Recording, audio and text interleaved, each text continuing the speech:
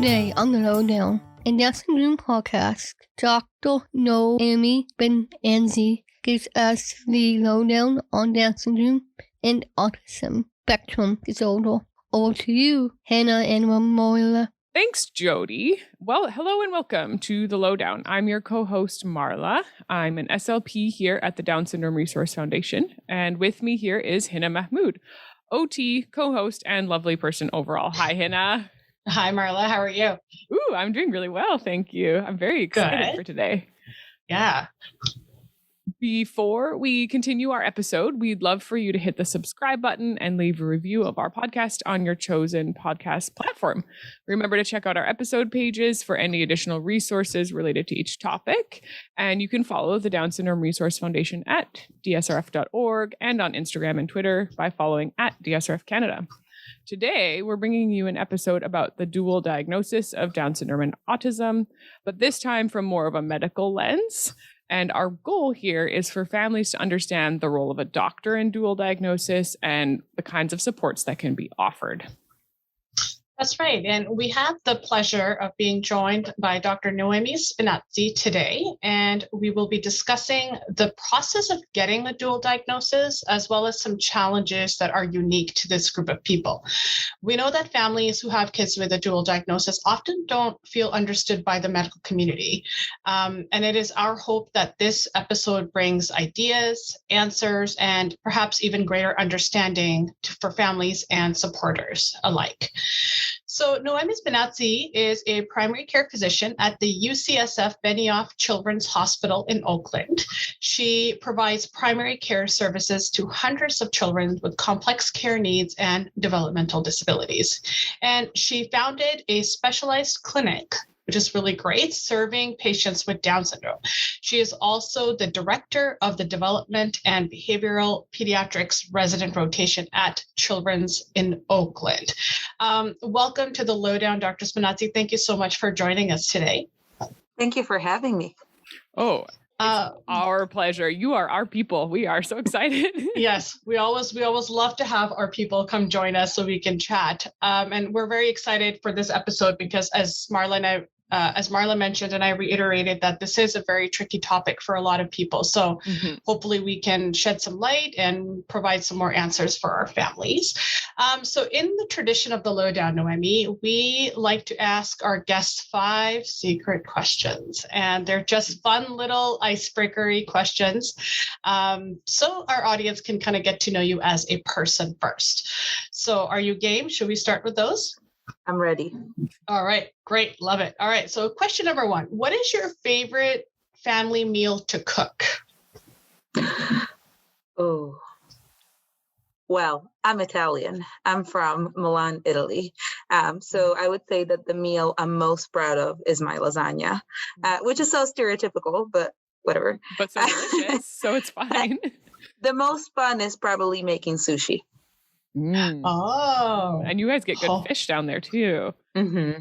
Yeah, homemade sushi is like it's an arduous task. So it's to be committed to making sushi at home. That's pretty great. I love that.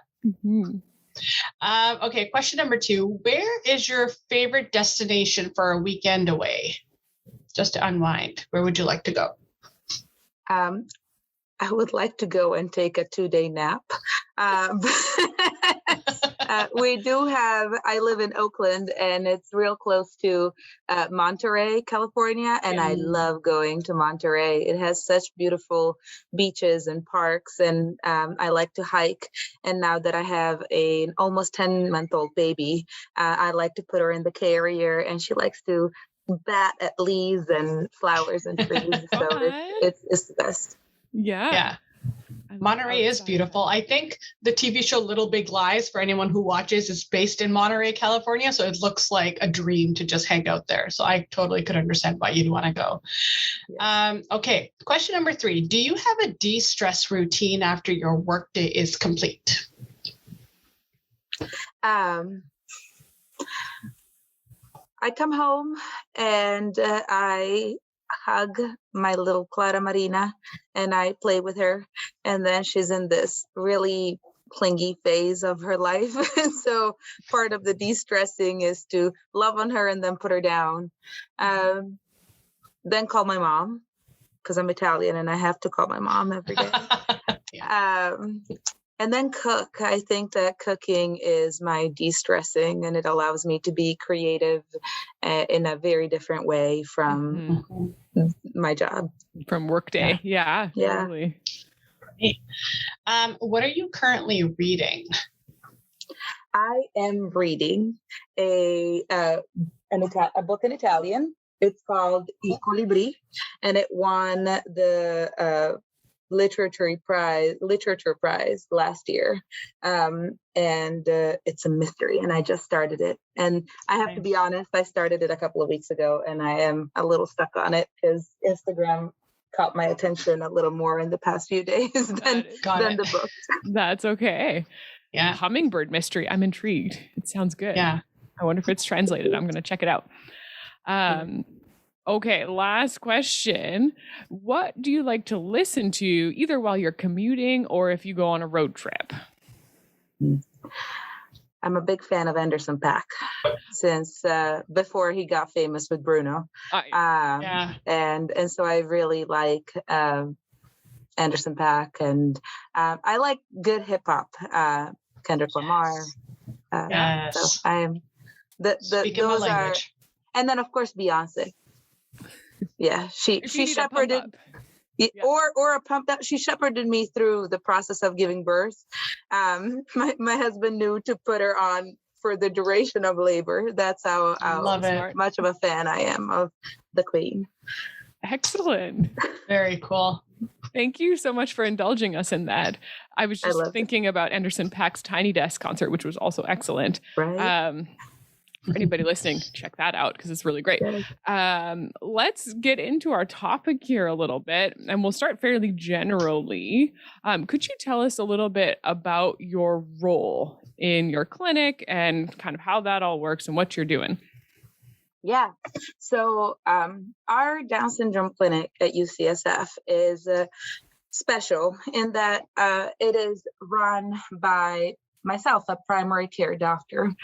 Many Down syndrome clinics around the country here in the United States are either run by developmental physicians or by geneticists. And so we are fairly unique in that we have a very primary care lens to what we do. I work within a federally qualified health center. The majority of my patients are receive Medi-Cal as their type of insurance, which in the United States means that they're financially dealing with often lack of some resources. And my patients speak many different languages and come from many different cultural backgrounds. So we have that culturally humble approach to what we do and a very holistic approach to what we do. I am the medical director of the clinic and the doctor in the clinic. And then we're a multidisciplinary team. My partners in crime are Mary Beth Finch, who is a physical therapist by training, but an infant development specialist by practice. And we have Rebecca Rice, who is our social worker, and she has a mental health background that she brings to the work. And then we have Annika Miller, who is a wonderful young woman with Down syndrome, who is our family liaison and clerical support. And we have care coordination support by Miriam Castillo, who is our office assistant. And what we do in our clinic visits is we give patients an hour of our time, which is never enough. It feels like so much compared to how quick other medical visits can be. And really, it never feels like we have time to spare. What we try to do is a very detailed overview of medical conditions that may be impacting our patients with Down syndrome, A to Z. We hit every category of health, including conditions that someone may be at risk of because of their diagnosis of Down syndrome that has not been explored, regardless of whether the patient may be symptomatic in that area. And then we move to a review of development. And for the younger kids, that may be, a more structured overview of milestones. For an older kid, it might be, of course, a review of where they are developmentally and functionally, as well as a look at their IEP and what services they are receiving. We check on how they're doing socially in terms of their financial well-being, in terms of their social connectedness. We make sure that families are connected with benefits and resources in their communities. And we try to serve as a bit of octopi who connect patients with community, because strength in numbers, that's of course the Warriors slogan, but it's also our motto in Down Syndrome Clinic. And then we try to bring it all together. And I make it sound like we're totally structured in this, but really we always start with the parent's priority, and often the parent's priority is more around development than health, although it varies. And we try to do this as organically as possible and kind of bring it together for our families so that when they walk out of the clinic, they have some recommendations on what health conditions may be worth exploring or adjusting management of, or maybe just a thumbs up that health-wise things are going great. And then developmentally, we screen for autism at every visit, and as well as other developmental conditions that co-occur in people with Down syndrome, ADHD, for example, and mental health conditions. Some kids are real anxious. Some kids are suffering from depression. Some kids are undergoing a developmental regression that needs to be appropriately evaluated. And then we advocate. We are notorious for showing up at IEPs and writing letters. And you sound so much like us. This is. I was just gonna say. Oh my gosh. But the truth is that health needs to be defined much more broadly than how we think about it. Because if school is not serving all of a child's need, for example, then the kid is gonna feel the consequences of that in their home life as well. Yeah. If a kid has unrecognized hearing loss or well-recognized hearing loss that the school isn't necessarily accommodating or addressing, then that important medical condition isn't being honored in its impact in the school setting. So that's really what we try to do, is we try to bring it all together. There are some disability benefits that are available to families that are the best kept secrets. And so part of what we do also is document very clearly what the child's needs are and refer for these types of benefits so that a family can receive those types of supports that can then allow them to pursue some other developmental supports. To be more clear, if I tell you that you may need some behavioral support in the home, but truly it is not feasibly implementable because the parent needs to go to work after work so that they can pay rent, then it's going to be real hard to put in place a behavioral support in the home. However, if we are able to recognize the child's behavioral need and connect them with that disability benefit that allows for additional income, then the parent can be present at home to then work with a behavior specialist and implement that support. So I can be the smartest doctor in the room and make the smartest recommendations, but if I don't make sure that it's actually implementable in someone's real life, then I'm not really making the difference that I want to make. So that's what we do. I got chills like 4 times just listening to that. Yep, absolutely. Oh, excellent. I think Hannah's going to take it from here in the DSASD direction. So let's talk a little bit more about that. Yeah. And just before we jump to that, I do really appreciate the holistic nature of your clinic, because I think that is where sometimes people falter, where they will focus on one little area and we're going to support families in this area. But I love that you said that we need to make sure things are being followed through with. So you can make a recommendation for something and it might just be forgotten on, you may just fall through the net and that is, I think, where problems happen. And it's so hard for our families to keep track of everything. There's so many things that they have to check in with their kids. So it's so great that they have you and your amazing team as a resource to make sure that all areas are kind of looked after. And I think that's what true holistic family-centered care should be about. So kudos to you and your powerful team at your clinic. That's pretty great. Yeah. I wanna say one thing about what you just said, though, and that is that truly it is quite time intensive to provide this type of service, and not everybody has access to a Down syndrome clinic or a multidisciplinary team.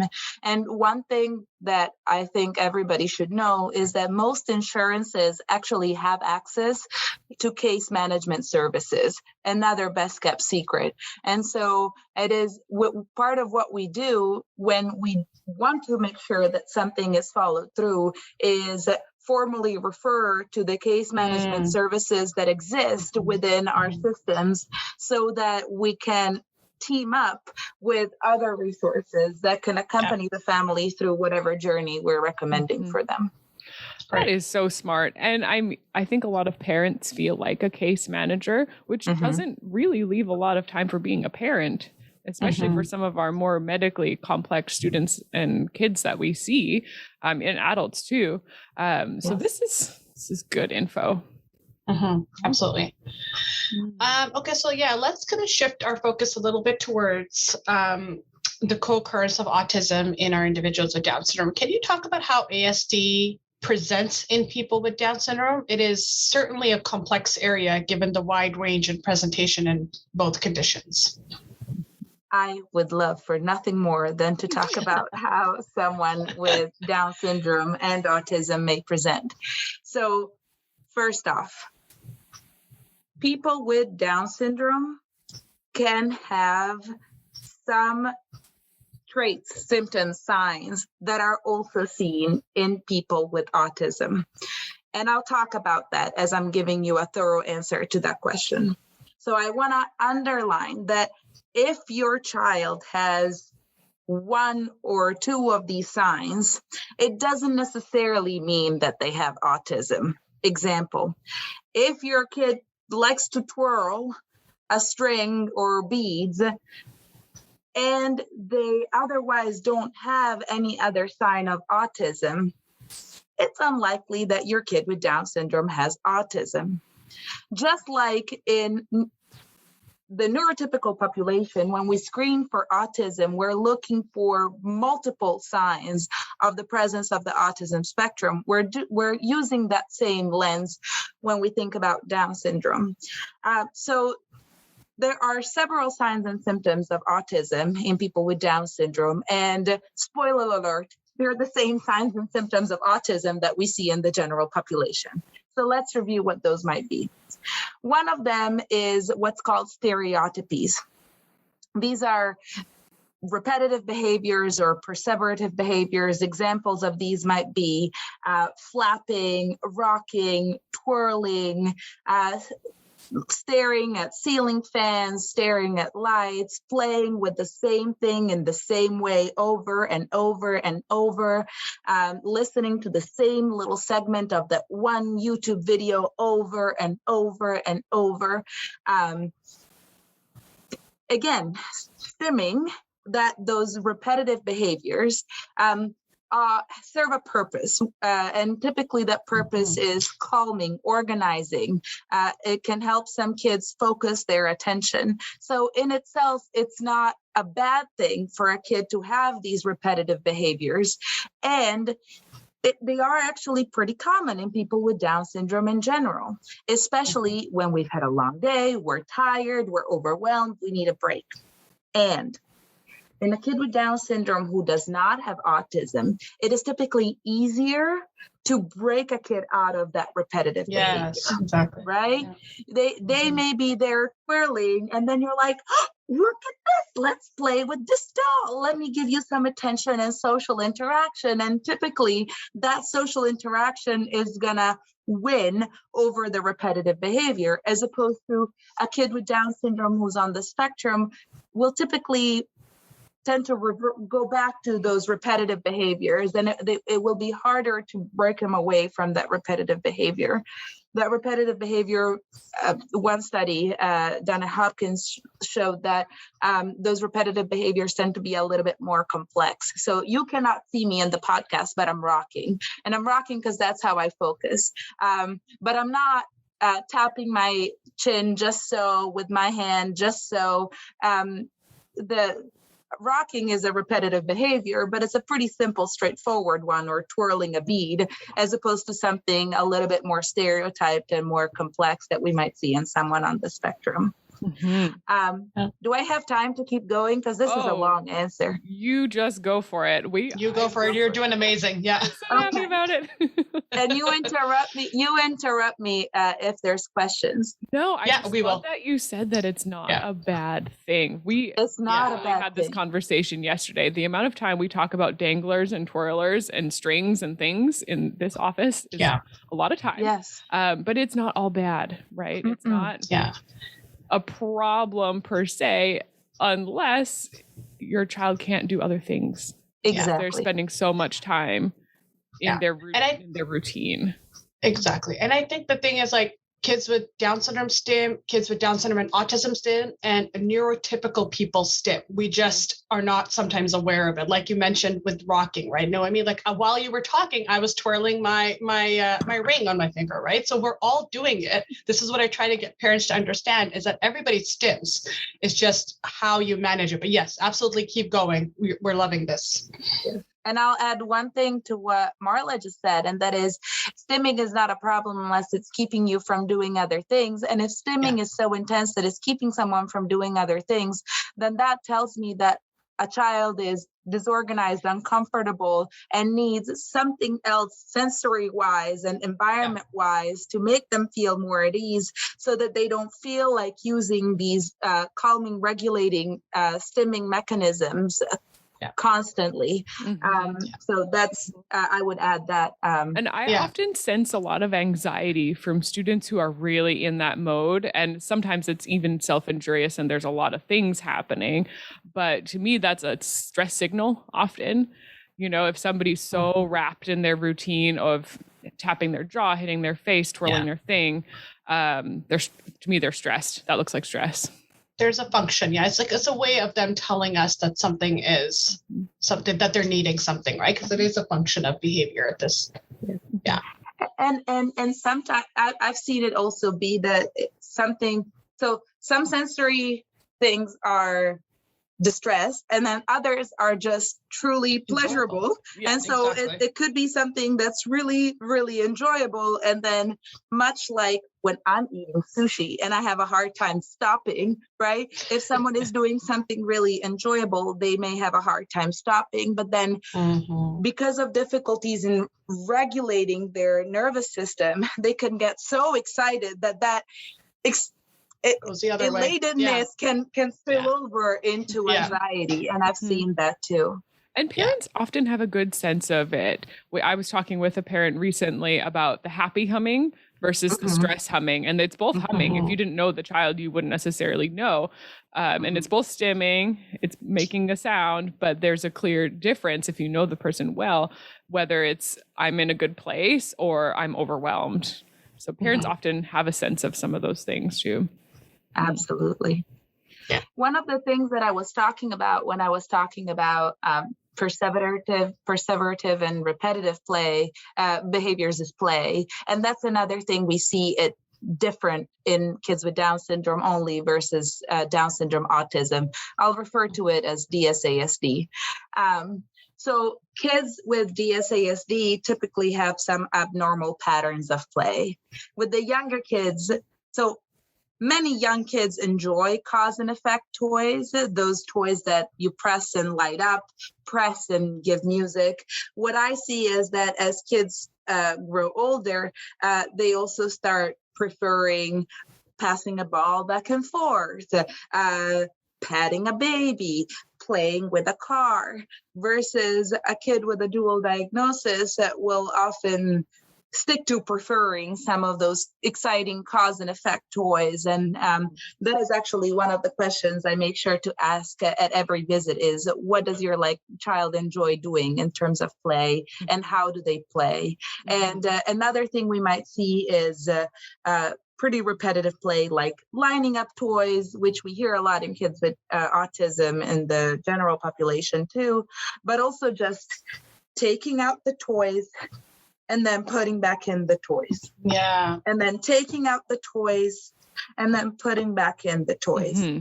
And again, we have to put everything in the context of where a child is developmentally, because that may actually be pretty normal for a child earlier on developmentally, but as they grow older, you would expect them to take out the toys and then do something with the toys, as opposed to just the loading and unloading part of it. Yeah. Throwing is another completely normal part of development, right? That moment where you realize that you throw and that you can play fetch with your parent because they bring it back to you. I see throwing kind of sticking around for longer in my kids with a dual diagnosis. Really being focused on a part of a toy as opposed to the whole. Sometimes in our visits, I get stuck typing stuff on the computer, and Mary Beth is usually on the floor playing with the kid. Usually there's a pediatric resident also that's observing and joining the visit, and they get the lucky job of playing with the kid. And so we have toys and we watch that, because part of screening for autism is seeing how the kids interact with the toys in real time. And we have stuffed animals and babies. And what we sometimes see is that a kid may get really focused on the nose of Mickey Mouse, or maybe mouth the nose of Mickey Mouse, as opposed to looking at the whole toy and doing something with the Mickey Mouse, patting it or rocking it or hugging it. And a lot of those babies also make good danglers because they have hair, right? So playing with baby, but shaking baby and not playing with baby as a little person, a pretend person, is a different thing. There's some subtlety to it. Exactly. Another thing that we see that I really would like to highlight is communication. And this is another tricky one, right? Because we know that speaking with our mouth is harder for people with Down syndrome. And there are many factors that go into it. There is mouth weakness. There is a tongue that tends to be bigger than the space afforded inside the mouth. There's sometimes other things in the mouth, like the darn feeding tubes that some kids need. There's apraxia, motor planning difficulties that can make it difficult to speak. Sometimes there's hearing loss. So we have many reasons for spoken language to be impacted in kids with Down syndrome. And yet, kids with autism also have more significant difficulties with language than those with Down syndrome alone very often. And there's a quality to it that is worth paying attention to. Anybody who's come to see me knows I live on a soapbox about the importance of sign language, because total communication is a gift that we can give to children so that they can express themselves and their needs. It's also a gift to Dr. Noemi Spinazzi, because then if I see that many kids who come to me who are, 2, 3, and are exposed to sign may not be saying a whole lot with their mouths, but have a big signing vocabulary, or they just use their gestures. If they haven't been exposed to sign, they use gestures. They shrug, they point, they act out what they want. What I see in my kids who have a dual diagnosis is that there's a lot less of that gestural language too. So there may be less signing. There is less pointing. They may point to what they really, really want, like food, but may not point to other things that are not as highly desired. One thing I always ask is, if a kid says something really cool, like a plane, a flower, a puppy, will they point to it? Will they call your attention to it? That's called shared attention. And that's something that's often missing in kids with a dual diagnosis. A parent may say, oh, if they see a dog, they run to it. But do they bring you into that experience? Do they make sure you saw that cool puppy too? Do they look back at you and then look at the dog and do that 3-point gaze that brings in shared attention? And that's often missing in those kids who have a dual diagnosis. The other piece is understanding. So my kids with Down syndrome who are not speaking very much typically understand a whole lot more than what they can say. And so they answer to their name, they list, they follow directions. Maybe they're simple directions. They can recognize instructions like bring me the ball, where are your shoes, where's your daddy? And those are that receptive language, our understanding also is often more impacted in those with a dual diagnosis. I have some kids with DSASD who talk and have words. What I notice, what I try to pry about is how are they using those words? Are they using them spontaneously, or are they repeating them after you? Because a parent may tell me, oh yeah, they say mama, dada, and milk. And I ask them, oh, do they say them spontaneously? Do they call you mama? Or do they repeat it when you ask them to repeat it?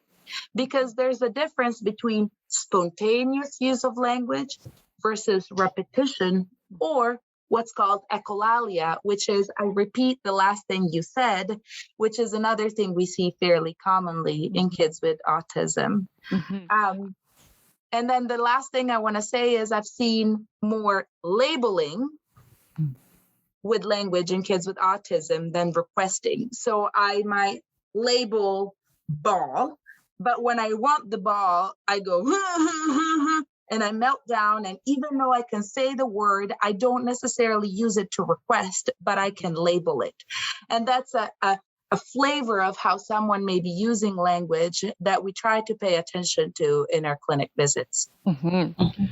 That was a really, really awesome description of it. Sometimes I will also see kids with a dual diagnosis whose speech, so the sounds that they can make, be shockingly clear.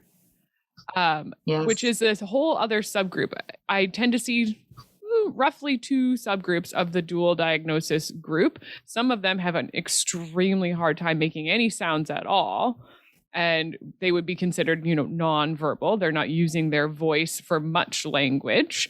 And then there's another group whose speech is very, very clear, more clear than you would expect given a diagnosis of just Down syndrome, because for most of our students with Down syndrome, we spend a lot of time and effort working on getting sounds out and, making them clear over time. And we start very mushy, and then we get into clearer speech, but it's a long process.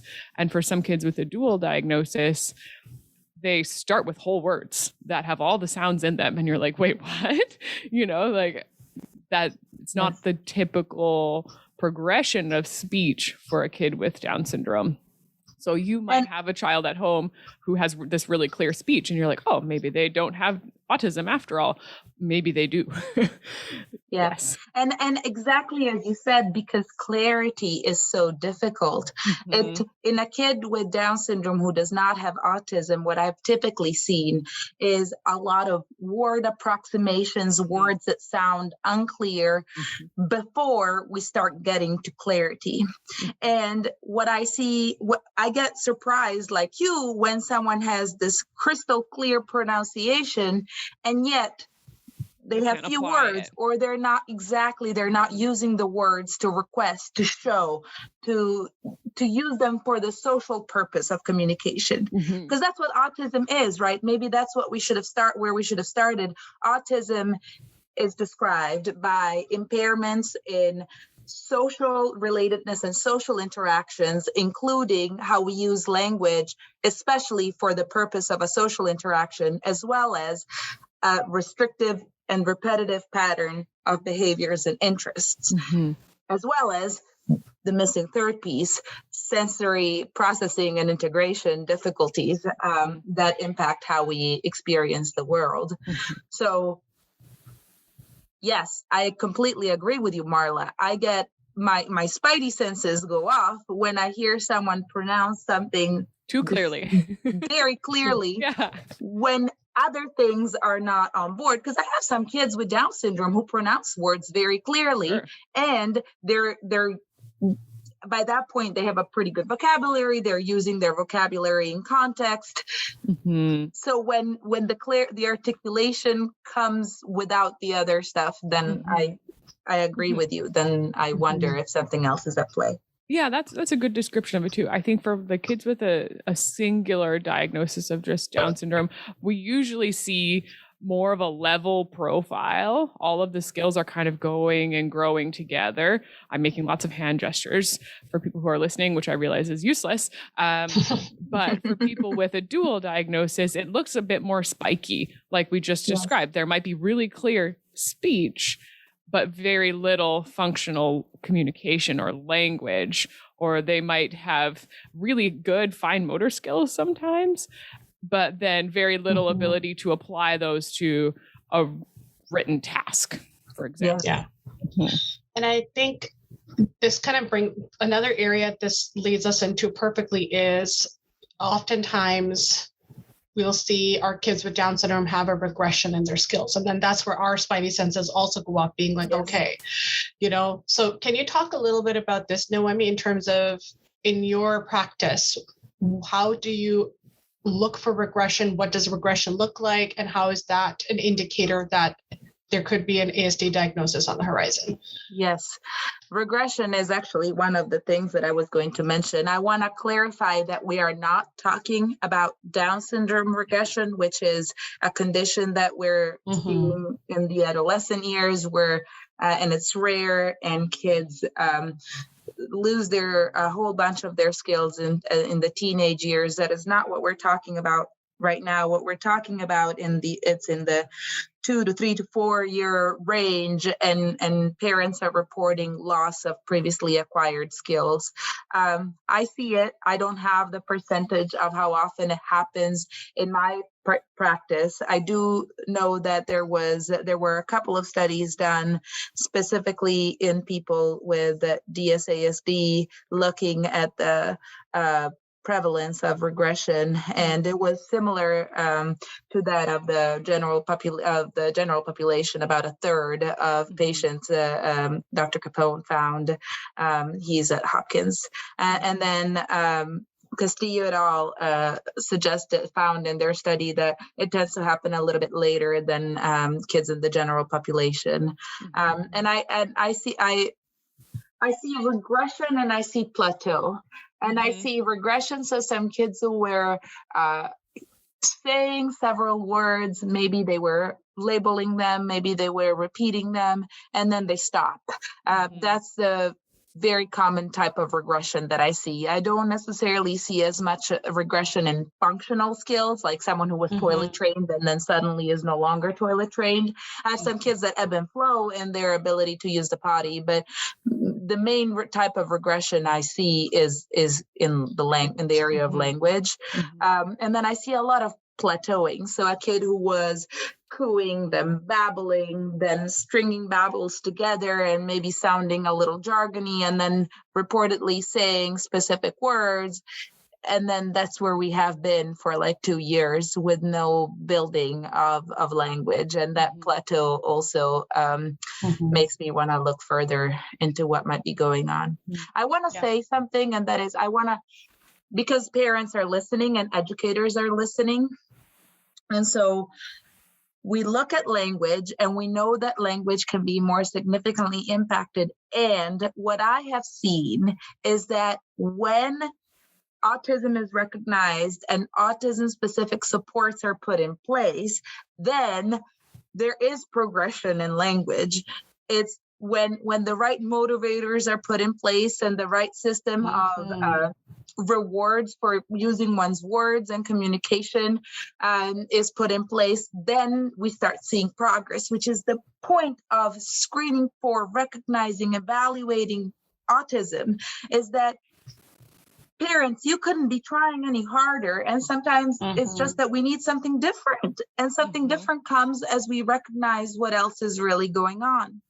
Educators, it's not just Down syndrome sometimes. If you're seeing that someone is working really hard and you're putting the right resources in place and somehow they're stuck or there's something different about how they're communicating with you, there may be something different. Total communication is key for kids with a dual diagnosis, and they need the pictures to point to and the signs to communicate, and of course the words. We never stop speaking and singing and reading to our kids, but I just want to clarify that we're talking about how kids may present, but this is not a lifetime destiny, right? Not the end of the story at all. Yeah. Yes. Yeah. Mm-hmm. And even like when you were mentioning total communication, in my experience, and I'm not an SLP, but I have students with a dual diagnosis where on a day-to-day it changes. So some days they're more able to communicate using pictures, and then they have a rough night's sleep. The next week he comes in, it is now, he's ready to go with an iPad. So we have to give them all the tools and then help them use them as they need to on any particular day that they're coming to see you, right? So it can't always be just one thing and then we just work with that. It has to have a system. Yes. Can I say a couple more things, because I want to make, these are important and I want to make sure that I get them out. I know I'm manipulating the whole time. No, that's okay. we have topics too, so you probably will already cover them. So you go ahead first. Yeah. Okay. One thing that I think can fool us is the social piece. So people with autism in the general population are often recognized because they're less social, right? And they may prefer to play alone, or they may really struggle to interact with other kids. They may give poor eye contact. Maybe they're not reciprocally smiling. And many of my kids with Down syndrome and autism, when I walk in the room, will look straight at me and they'll give me this big, adorable smile. They may even hug me. There may be a brief social moment there. And then when there's an additional diagnosis of autism, I've got to pull up my sleeves and really work to sustain the interaction and the attention.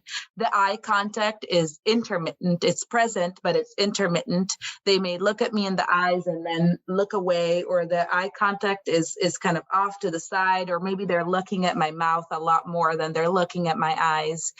The social interaction takes work. And if I stop, then the kid stops and moves away. Mm-hmm. When I'm playing with a kid with Down syndrome who does not have autism and I'm doing something ridiculous and then I suddenly stop, you best believe that they're gonna make me continue, right? Whether with their gestures or their voice, but they're gonna try to bring me back into that social interaction in a way that I see missing in my kids with a dual diagnosis. Mm-hmm. And I'm trying to highlight that because that's often when I read the school evaluations and I read things like, so-and-so is super social. They look at me in the eye. When I walked into the exam room, they greeted me with a smile and they looked at me in the eye. And that's kind of the conclusion then they don't have autism. And I think that we just have to recognize that our kids with Down syndrome and autism are a little bit more social than our kids with autism in the general population. Mm-hmm. And we can't stop there. We do really need to do the formal testing and evaluation to create those social presses that are a part of the ADOS and the other autism testing that kind of bring out that difficulty in sustaining the social interaction. Mm-hmm. Yeah. And I think, perfect, you were reading my mind as you were talking. So diagnostic overshadowing, that it's a thing. So you kind of hit on it a little bit, how certain things that are very similar between a person with Down syndrome and a person with DSASD. And this is a conversation that we have multiple times with families, with funding agencies, that our students sometimes will get a diagnosis much later in life. Can you just speak a little bit about, maybe perhaps define diagnostic overshadowing for our listeners, because I know you'll do a much better job than I, and then just talk about how that plays into recognizing ASD in individuals with Down syndrome. Yeah. So diagnostic overshadowing means that because someone has a known existing diagnosis, we tend to attribute some of the things that we are seeing to the diagnosis we know about. And that overshadows potential concerns for an additional diagnosis. Example, because I know that someone has Down syndrome, and I know that Down syndrome causes communication delays, when I see a communication delay, I say, it's because they have Down syndrome, and I don't necessarily think, could there be something else? Versus if I see a kid who does not have Down syndrome or some other known syndrome that causes developmental delay, and I see someone with a language delay, immediately in what I'm thinking about, I'm ruling out autism in my head, right? And I think that is what I strongly believe in, is that because autism is common in people with Down syndrome, 10 to 16% is what I actually believe is the true prevalence of autism in people with Down syndrome. Some studies suggest lower, some higher, but I think that's a fair estimate because it's common. Then anytime we are assessing a child with Down syndrome, we should be asking ourselves, could this kid be autistic? Mm-hmm. And then we should be convincing ourselves that this kid is not autistic, right? As opposed to having it as an afterthought and getting caught in the diagnostic overshadowing. We should be having that at the forefront of our brains. And we kind of do that already in people with Down syndrome with something else. Because leukemia is more common in people with Down syndrome. What is it, about 10%? Then anytime anybody has a nosebleed or a bruise, what do? We go and we send them to get a CBC, a blood count, to make sure that it's not leukemia, right? So we have that kind of attitude already in Down syndrome for other serious conditions. I think that we should have that similar attitude to autism because it is a little bit more difficult to evaluate. Another example of diagnostic overshadowing is behavioral difficulties. So many of my kids with Down syndrome have strong ideas about how things should go in the world, and the same persistence that gets these young men and women to walk in spite of hypotonia and talk in spite of dysarthria and apraxia also gets them to have quite the attitude when something doesn't go their way, right? And we call them behavior problems and behavior difficulties. I try to reframe them as they're just trying to establish control in a world where they don't have much control. Yeah. And they have a desire for independence. So anyway, so when someone has tantrums and behavioral difficulties, we say, it's Down syndrome. But then some kids on the spectrum have big meltdowns that may be informed by sensory difficulties. We didn't quite talk about that, but I see a lot of my patients with autism having a lot of sensory needs and feeling overwhelmed by crowds, loud noises, bright lights, certain textures of food, of clothes. And so many parents of kids on the spectrum with Down syndrome have a real tough time because their kid may be reacting really strongly to things that are happening around them and have a really hard time coping, and they're having big meltdowns. And then they go to their doctor because they're really struggling and they can't leave the house and they can't go to their family reunions or they can't go to church. And the doctor's like, yeah, they have Down syndrome, That's it. Diagnostic overshadowing, right? Because if we had a kid in the general population who presented to me as a doctor with big behavioral tantrums and meltdowns, what I would be trying to rule out is autism, especially if there were other things going on. So that's diagnostic overshadowing, is that we're blaming everything on Down syndrome and we're not thinking about additional diagnoses. And I think that one of the cures for it, because this is something that's common enough, is to change our mindset to, we need to rule this out in every child that instead of ruling it in. Or rule it out or rule it in. Yeah. I think that's an excellent rule of thumb for really anybody who works with people with Down syndrome, is assume that they do have it and then prove to yourself that they don't. Start with yes and work towards no instead of the other way around. And then we will probably be much more effective in catching some of these things earlier. And I think, and the comparison to the medical issues that we constantly keep working to rule out, like that is the stance that we should take with autism as well. So I think that's a really great comparison. Yeah. It's not always, one last thing, it's not always autism. It's not always autism. I had a kid come in to see me last month, and the parents were like, "Doctor, we're here because we need an autism diagnosis. We know that our kid is autistic because of this, and that.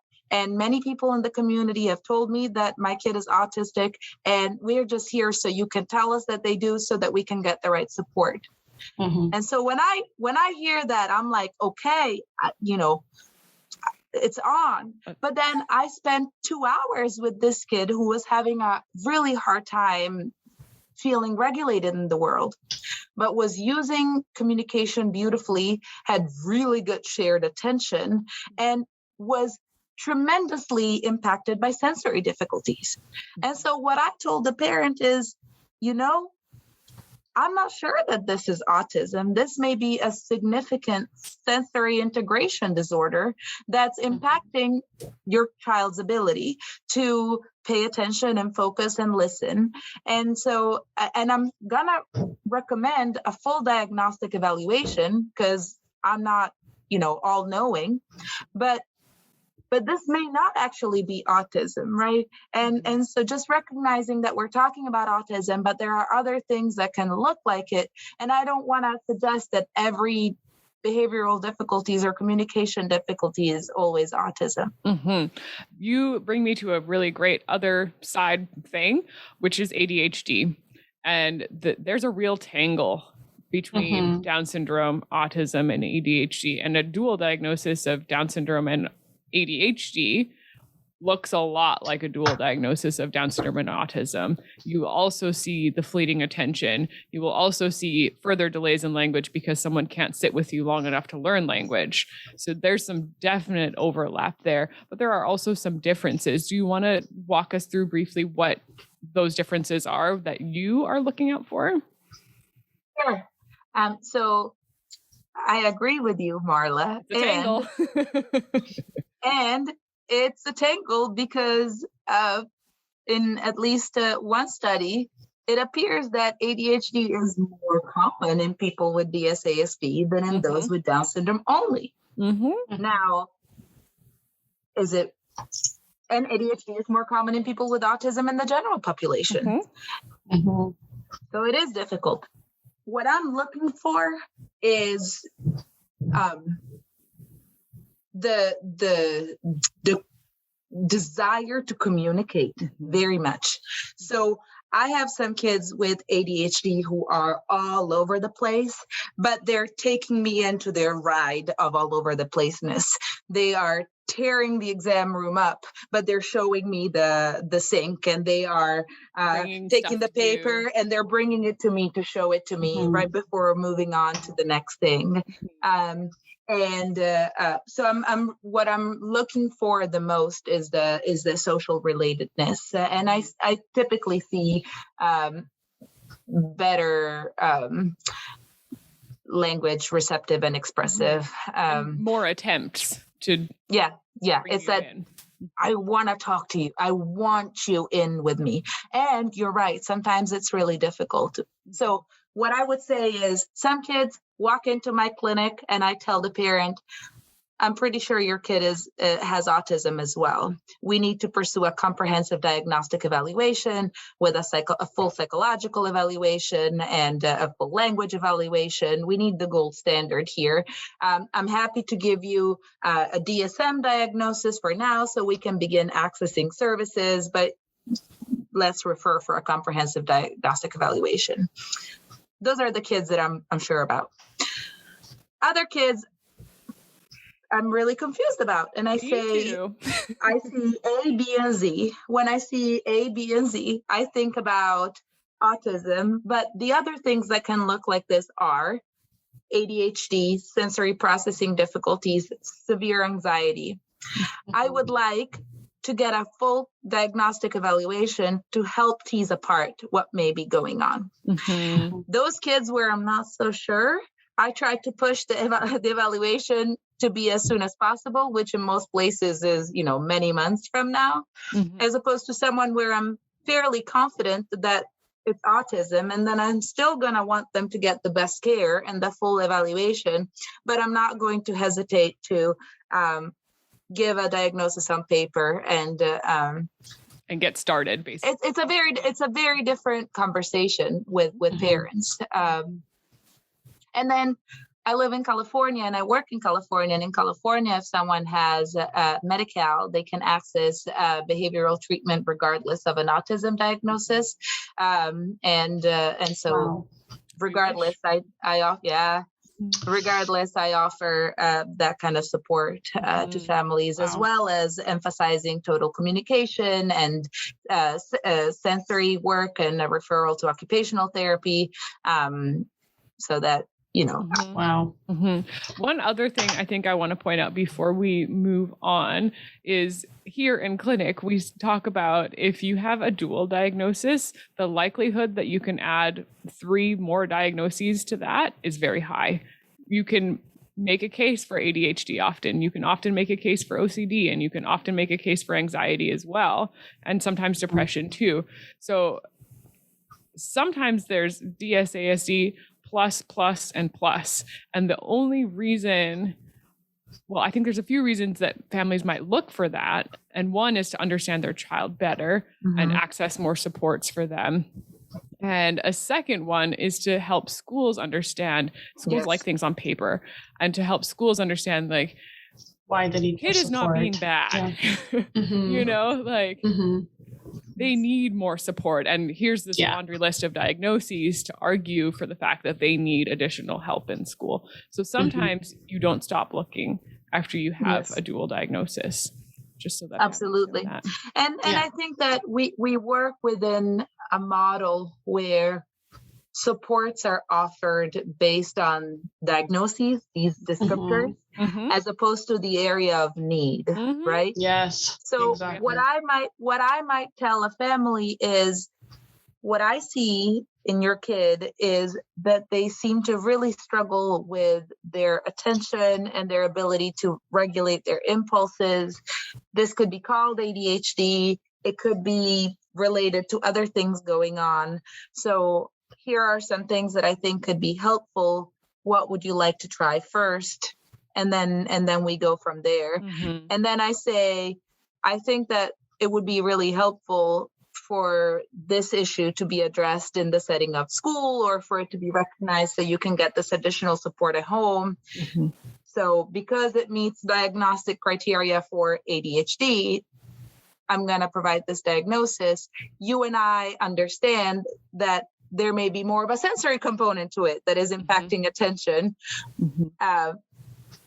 But because sensory issues are less well recognized under the insurance umbrella, we're going to highlight the ADHD piece while also working on the sensory piece. I don't lie. I don't lie to anybody, but just recognizing that ultimately diagnoses are have you checked enough boxes to meet criteria for something? Yeah, exactly. And our students, it's often yes, you have. You've checked enough boxes to add a label or a descriptor to it, but that descriptor gets you access to things. Which is how we sometimes help families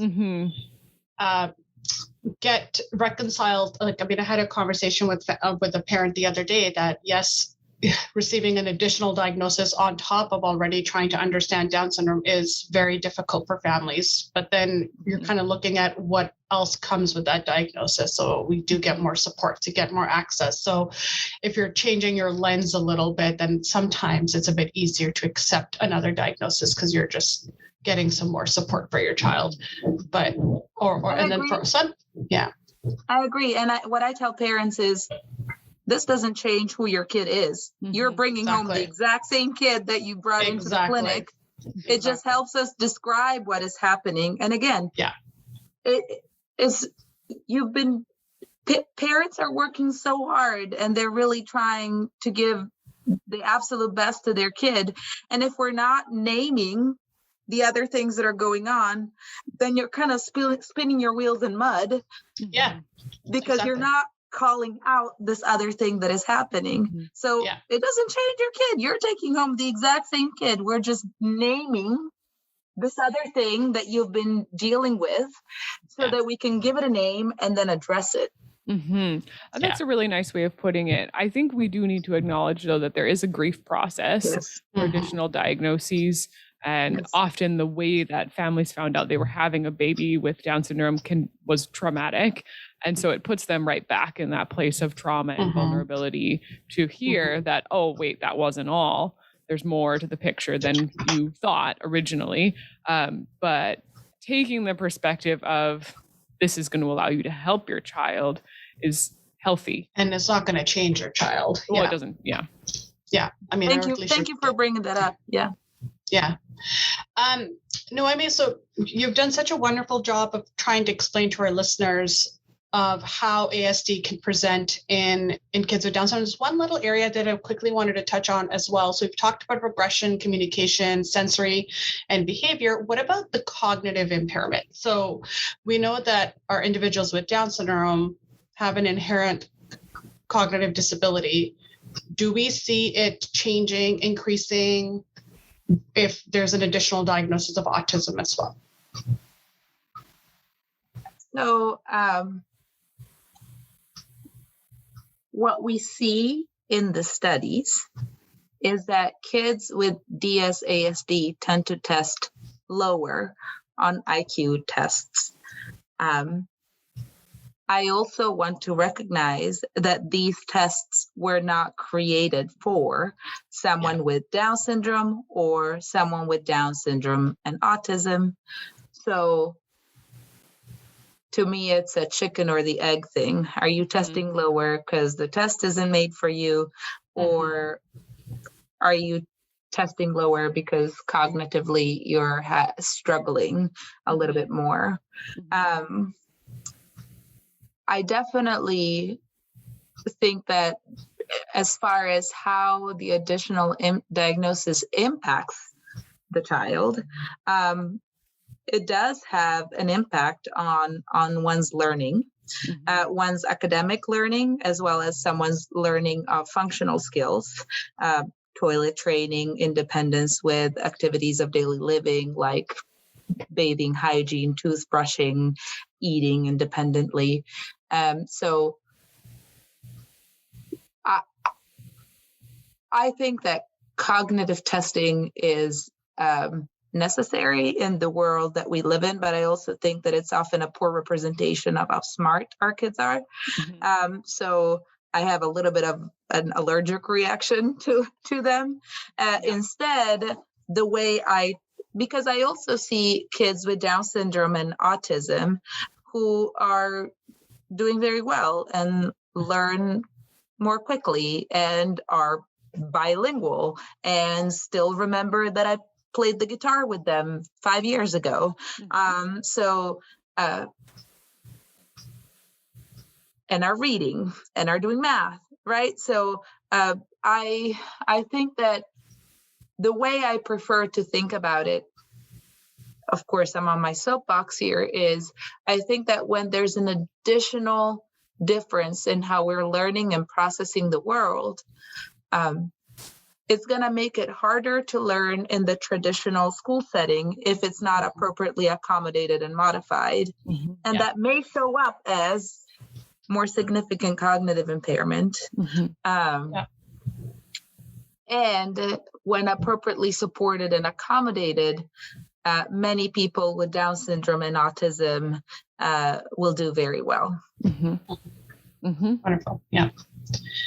So kind of moving a little bit forward into our episode, so we need to tread very carefully around the area of ASD treatment. So to be clear, we're not advocating for curing or taking away ASD. Instead, we want to focus on the quality of life of the student and their family. And in our clinic, we see a number of students who can be described as, highly or regularly distressed, In your research, you've identified a common feeling of isolation among families with a dual diagnosis, as well as feeling underserved in their schools, communities, safety concerns, and a continued need for assistance in activities of daily living, kind of how you mentioned earlier. So this is a much more explicit way to outline the distress that we observe in our families. Can we talk about available treatments or just like areas and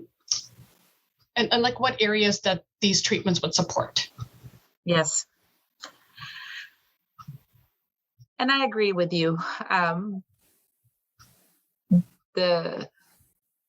The autistic community is vocal about how specific treatments, I'll name it, how ABA has negatively impacted them. And I think that this is something that we all need to be very respectful of, because I've never had ABA. So how would I know how it might impact me? I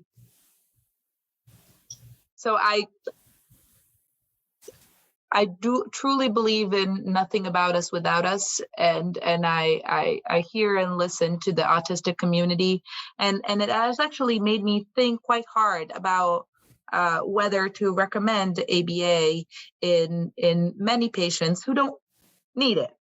Right now, when I'm thinking about my kids with Down syndrome, who are really struggling with progressing in certain areas, especially functional areas or communication areas, and it seems like there's a lack of motivation that is underlying, like intrinsic motivation to engage in some of these activities and learning, then I do think that a treatment and therapeutic approach that is based around understanding what motivates the child and consistently rewarding the desired behavior with that motivating consequence works. And so for someone who is in diapers when they're in elementary school or middle school, and they're having rashes because of the diapers, and they require an adult to help change them, which in itself has its own risks, because then it's people all up in your business and learned compliance and lack of privacy that are part of what predispose people with disabilities to abuse. Then it becomes my priority to think about how to support that person in becoming successfully toilet trained. And I may think about learning on a schedule, which I know works in many people on the spectrum. And then I also think about strategies to really motivate the sitting and the evacuating on the toilet, so that one can reach that independence in that functional area and functional skill, which will lead to a really big quality of life improvement for the person and for the family unit.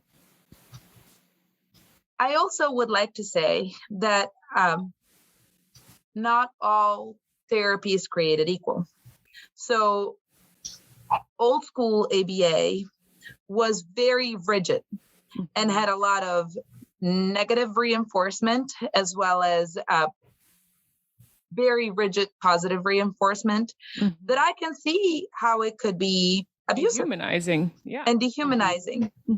What I have seen in modern behavior therapy is natural consequences being used, and social rewards, natural consequences. An idea of natural consequences: I throw something and the thing doesn't get brought back to me and it disappears, and that's a natural consequence. So then I slowly learn not to throw.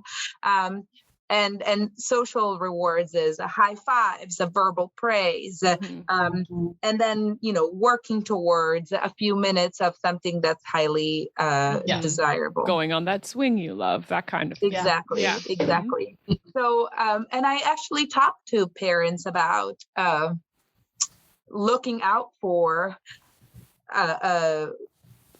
kind, gentle approaches to behavior therapy and red flags for when behavior therapy is not being implemented appropriately.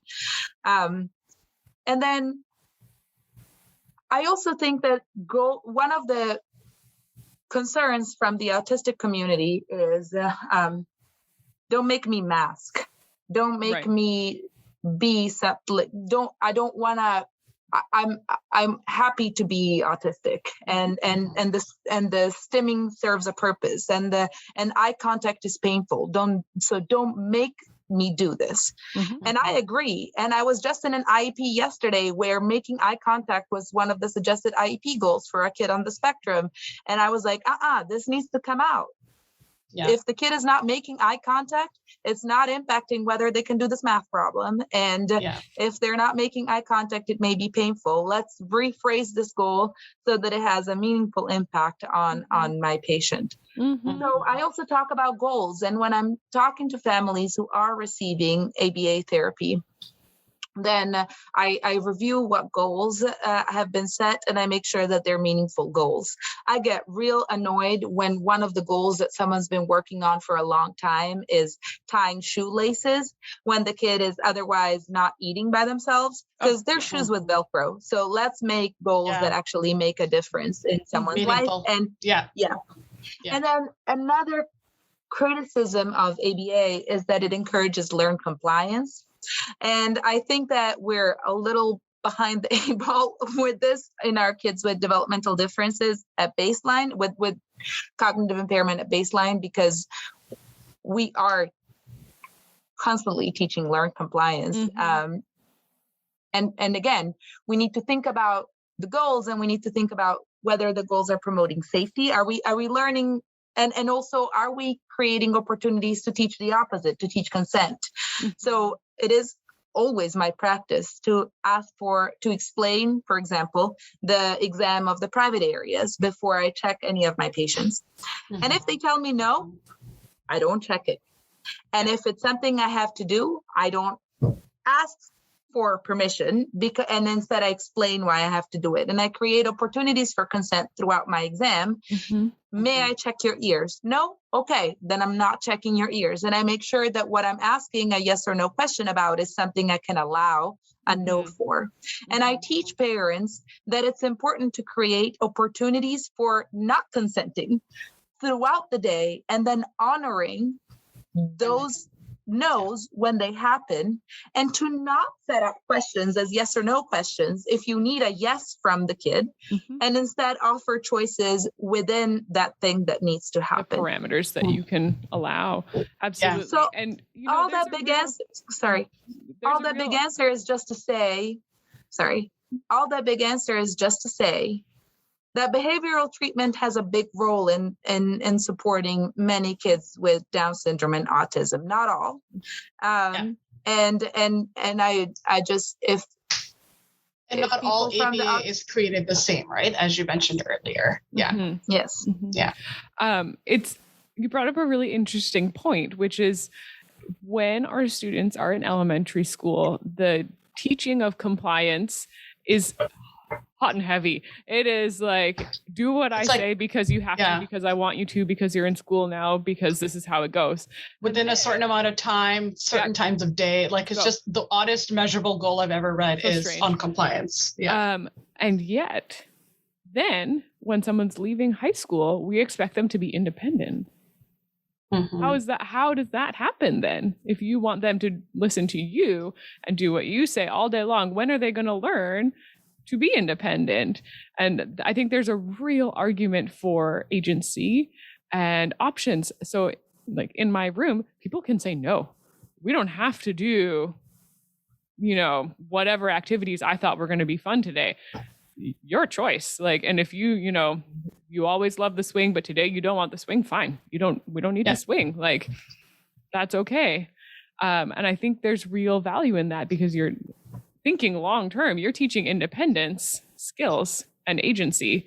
And our students often have very, very little agency. So any opportunity is valuable. That was my soapbox. I'm done now. Very good. I want to continue answering Hina's question because Sure. it's not all about behavior treatment. No. I just went there Yeah. because Perfect. that was part of the initial question. Supporting communication is absolutely key. Mm-hmm. So that means an assessment for augmentative and alternative communication through the district, through insurance, through whatever means possible, Mm-hmm. and really taking up any available form of communication that can assist a child in expressing themselves and their needs. And so that, because that is typically one of the functions of undesirable behavior, is that I can't tell you what I need, what's not right. And so I am doing an interpretive dance of it through my behavior. Let me show you my distress around this. Yeah. Yes. Yeah. Yes. I also really find it important to support the sensory needs of the child.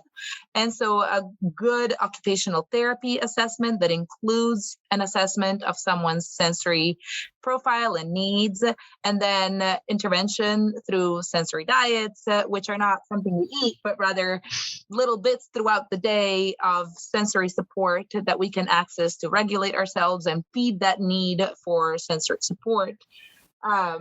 Is very important. And then accommodations and services through the school, super important. And then I think it's so important to remember that visual is king when people have Down syndrome. Visual is emperor of the world when someone has Down syndrome and autism. And so to really support the child with visual schedules, visual task analysis, so that we can create predictability within the day and really create opportunities for errorless learning and feeling grounded in what to expect next, including that there is reward coming, that there is something fun coming after this activity that I'm not as motivated to participate in. Within the school setting, there's an approach called TEACH that creates an environment that's sensory friendly and supports attention and, the task being self-contained if someone needs that to be the case, so that, we are starting this activity and ending this activity, and maybe it comes from a box and we take it out and we do the activity and then we put it back in the box and it's done. Lots of visuals, timers, so that we know that this isn't going to last forever. Social stories are another thing that I love in general, and it comes from the autistic community, and it can be applied well to individuals with Down syndrome. A social story is a story where the child is the main character, and it kind of spells out what is expected, including how one is expected to behave in specific situations, so that a child can be really successful when they encounter that situation and really know what to expect. So I'm going to put a note on that one, that social stories, if people are curious about creating them, are positively worded so that we are explaining to the individual what to do instead of what not to do. We don't want to see social stories that are like, don't do this, don't hit, don't do this, don't walk like that, blah, blah, blah, blah. Explain instead, what would the best case scenario look like? That's how you word it, because that's how you explain to the person what you want them to do. Exactly. And I think that for any one of these supports, it's important to set goals. So where are we? What are we trying to address? This is what the therapy that we're going to put in place to address this. And then let's check in and see if this particular thing is better as a result of the therapy. I think that having clear goals is going to make it very clear whether something is working and it's worth our time, or not necessarily working and we need to move on to something else. And that's particularly important when we think about medication. There is no medicine that treats core symptoms of autism. And as many autistics would say, that's not the goal anyway. And because those with DSASD may have more impulsivity, hyperactivity, anxiety, sleep difficulties. Mm-hmm. There are medicines that can address some of these symptoms. Yeah.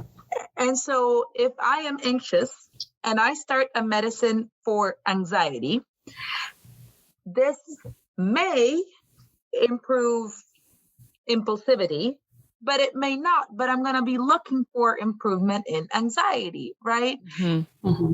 I try to be very clear about this medicine is for this. If I'm giving you something to help you sleep, it may improve your ability to pay attention during the day. But what we're going to measure is whether you're sleeping more. We're not going to judge the success of this medicine on whether other things are better or not. I think it's very important to have clear goals for what we're measuring, because otherwise it's going to be hard for me as a doctor to know if the dose is right, if the medicine is right. And it's going to be hard for a parent to stick with a treatment, a medicine, if we're not really sure what we're trying to support. Mm-hmm. Absolutely. Yeah, great. Well, that was my next question. So you covered it already. That's perfect. Mm-hmm. I was going to ask you about medications and when do you consider them? So, yeah, and you're absolutely right. I think it's really important to think about what the medication is treating and what the purpose of it is. It's not necessarily to help with the autism, but it is some of those other things that are also co-occurring with a DSASD diagnosis, which is anxiety, sleep apnea, and all those other things. So, yeah. And insomnia more than sleep apnea, I would say. I think that's for medication. Yeah. Yeah. Mm-hmm. But you're right. If someone has sleep apnea and they're not having refreshing sleep, they should see their pulmonologist or ear, nose, and throat doctor and get the sleep apnea addressed, because then I'm going to have a much harder time feeling good during the day if I didn't have a good night's sleep. That was the lesson I learned in the past 10 months having a baby. And I want to say that I don't give medicine to every child I see, whether or not they have autism. I think about it as, okay, so you're having a tough time with fill in the blank. What can we do to support your environment?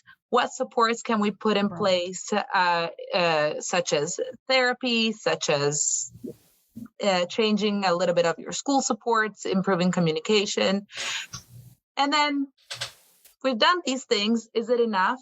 Is it impacting you functionally? Like, are you really, really having a hard time and struggling? Should we consider medication?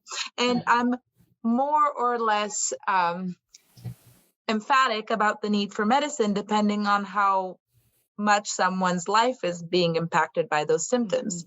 I have a kid, for example, that I follow who was being put in much more restrictive classroom environments because he was taking off his clothes and stripping naked. Right. And I want to put behavioral supports in place, and I want to put all of this other cool stuff in place.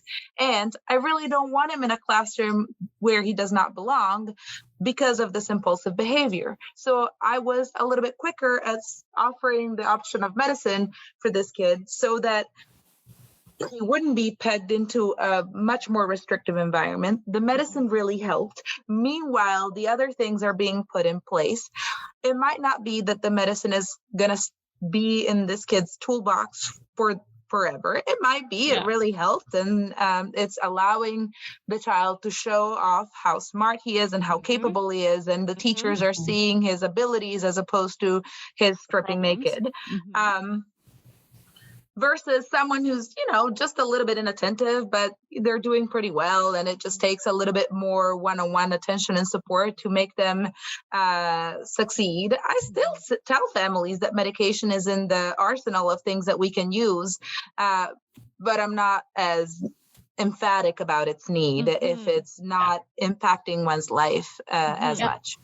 I think that's an important point. Yeah, it's so important. And I think having a dual diagnosis does not preclude your access to medication.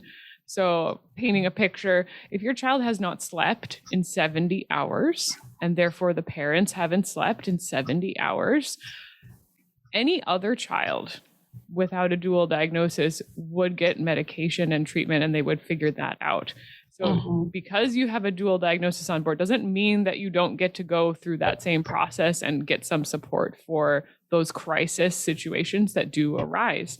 And families shouldn't feel like they can't ask for that. Yeah, absolutely.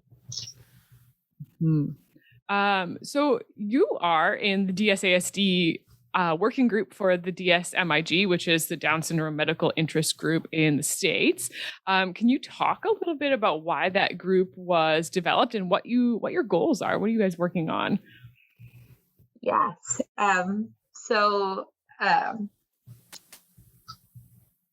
Dr. Brian Beldman created the work group a few years ago because, as we just talked about for the past hour and a half, DSASD patients with DSASD are an underserved population, and we were all encountering patients with DSASD in our practice, and we were all frustrated with the lack of evidence around the dual diagnosis, including how to best support it. We just wanted to put our heads together to think about how to improve our current situation.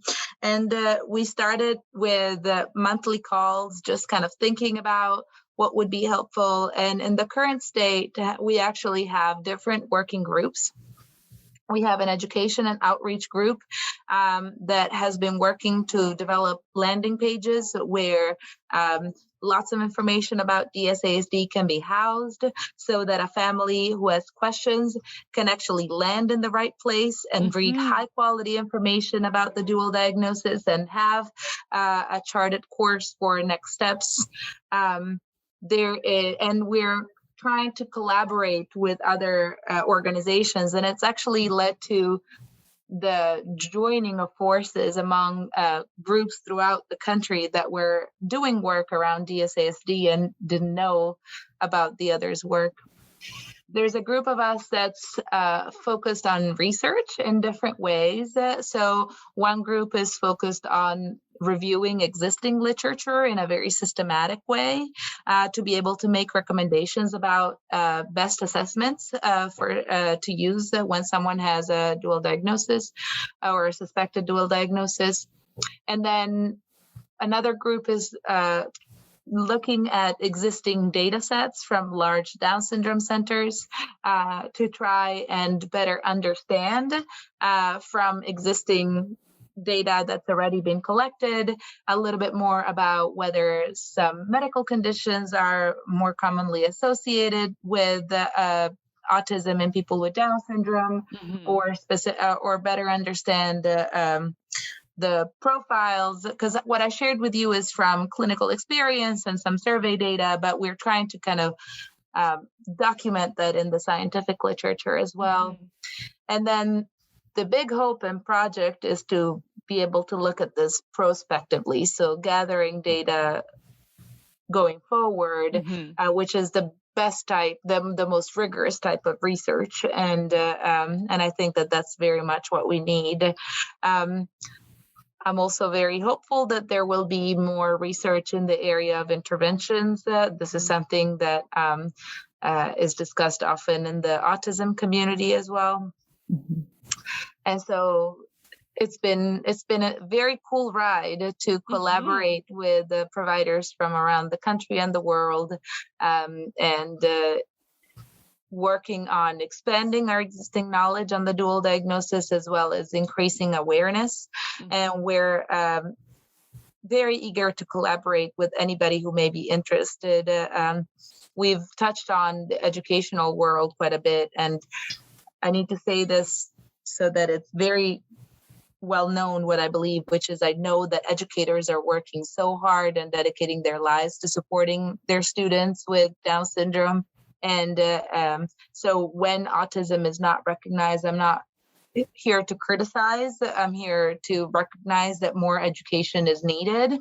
And so we are very eager to collaborate with people from the educational world. And we would love for more educators to join DSMIG and collaborate with us on this DSASD work group. It's been exciting. There's so much potential there too, because once the understanding is there, people's jobs ideally get easier instead of harder, right? You understand the tools that you need to have and the ones that you need to try. And then the teacher or educator's life should become easier. And certainly the student's life should become easier because everything is supported. And there's less of these sort of fractures in the daily routine where things haven't gone to plan. I mean, that's the sort of end goal of it, right? Is that everybody has their needs met. Same page. Right? Yes. Are there any resources that you'd like to share at this point for either medical practitioners or for parents and educators? Anything that really comes to mind? I've written down a few of what you've said for Teach and Social Stories, work systems, and the like, and we'll put links to all of this on our episode page. So I fashion myself website designer in my free time. Not a very good one. So on our clinic's website, www.charliesclinic.org, www.charliesclinic.org, we have a whole section on development. And one of the subsections is a page on autism. And that is where I have been hoarding resources. And until there are more formal resources available, that would be one place where I could recommend parents go. It has links to the Down Syndrome Autism Connection, which is an online support organization. A lot of families did in our surveys did mention that they drew a lot of benefit from feeling like a part of a community, and sometimes didn't feel like they fit quite into the Down syndrome community, but felt much more at home in the DSASD community. So I strongly recommend that. Shout out locally to the Down Syndrome Connection of the Bay Area. They are amazing, and they actually have a Down Syndrome Autism support group as well as resources on their page. I really, really like there's a couple of books that I really, really like, and I want to say their names correctly. This is where you might want to cut out this part where I'm searching because I have a heart.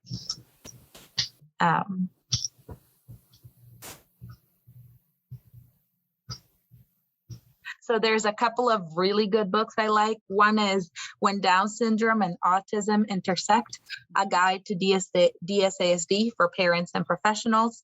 And then another book is A New Course, A Mother's Journey Navigating Down Syndrome and Autism, authored by my friend Teresa Unnerstall.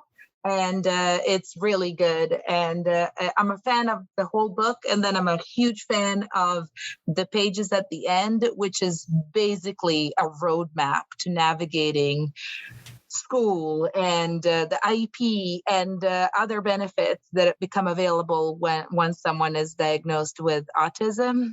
So I'm a huge fan of those two books as well.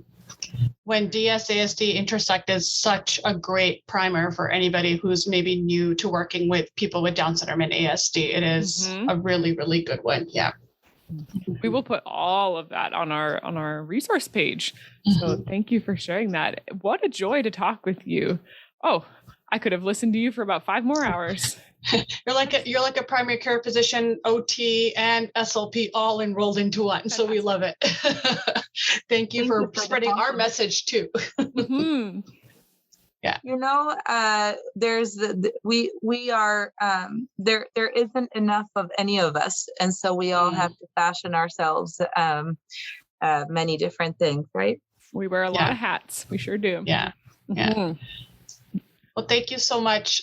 Noemi, for spending the time with us today. And I know that our families, educators, anyone listening to this podcast is really going to come away with a really good, solid understanding and of how the picture of DSASD is complex and how we can help our individuals with Down syndrome and ASD. So we appreciate your time. Thank you so much. Thank you.